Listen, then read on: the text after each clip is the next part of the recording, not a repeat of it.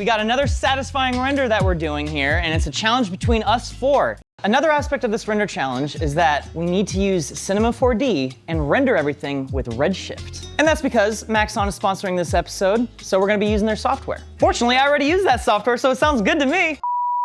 Okay, so I've made a lot of progress on this render, and I wanna walk you through what I'm doing to actually achieve this, because I think it's pretty interesting. So the general philosophy here is, first off, I took this 3D model, super low poly 3D model of a leaf that was free on the internet, but the leaf is like really low res. This is the model of the leaf, right? So I basically start by subdividing it, so it goes from low res to high res. After I get my 3D model of the leaf, I gotta make it a crunchy leaf. And to do that, I essentially turned it into a cloth. And then I pause it, and it's like, okay, got some cloth stuff going on here. First off, you set your gravity to 0, but then you set your target length to be a little bit more than 100%. The target length being increased like that basically just makes all the polygons want to be larger, but it's still a cloth simulation, so you end up with a bunch of folds. It's a very similar thing that I did on the bubble wrap render. But essentially what I ended up doing is I just kind of kept simulating it, just playing around until I get a leaf that I like, and then I move on to step 2. Step 2 of this process is to take this crunchy leaf and you have to pre-shatter it using a tool called Voronoi Fracture. If I just start a new thing here and I just take, say, like a plane, but look how many polygons this is. 1. So if I take this plane and I throw it under a Voronoi Fracture, it fractures it up into a bunch of different pieces like this. If I go to the sources here, I can actually increase the number of pieces it gets fractured into.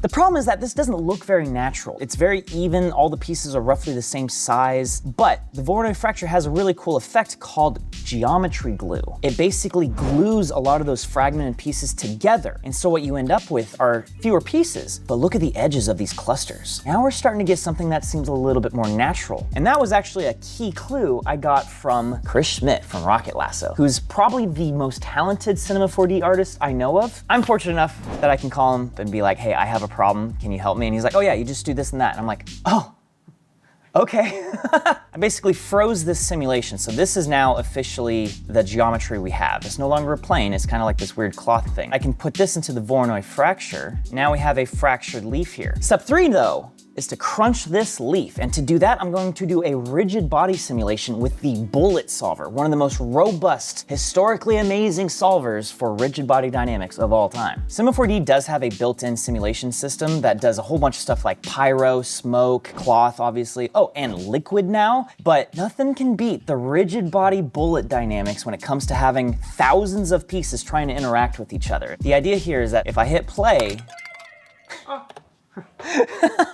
every single piece immediately becomes an individual object that is simulated. They all bust apart. So the main thing I have to do here is I have to add this thing called a connector. The connector connects all these pieces together, but those connections can be broken if given enough force. And I made like a little like presser plate, and the idea is that it comes in and slowly presses down on this thing. The leaf will bend, but at a certain point those connections will break and those pieces will actually break apart. And because there's already a lot of interesting sort of shape to all the individual pieces, you end up with really interesting looking tears and pops in the actual simulation as well. And those pieces go shooting out and then it leaves. It leaves. It leaves. It leaves.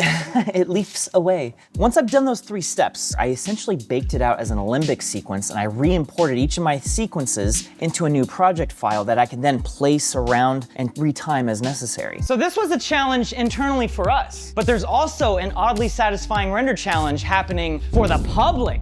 All of you watching right now, Maxon is actually throwing their own render challenge. If you don't have C4D or Redshift, it's fine. Maxon is actually throwing out a specific trial that's extended just for this challenge. Maxon 1 has a lot of cool stuff. They got Red Giant, they got ZBrush, of course Cinema 4D and Redshift renderer. They got a whole suite of tools. You can literally do everything you need to do with video and CGI using Maxon 1. Andy Needham is actually hosting the challenge, but I'm gonna be one of the judges. If you make a render, I'm gonna see it and I'm gonna judge them like I do for his renders. You can also just go to oddlysatisfyingchallenge.com and you'll be able to find out all the information you need to get and also where to submit your actual submission. We got a link in the description for all of that.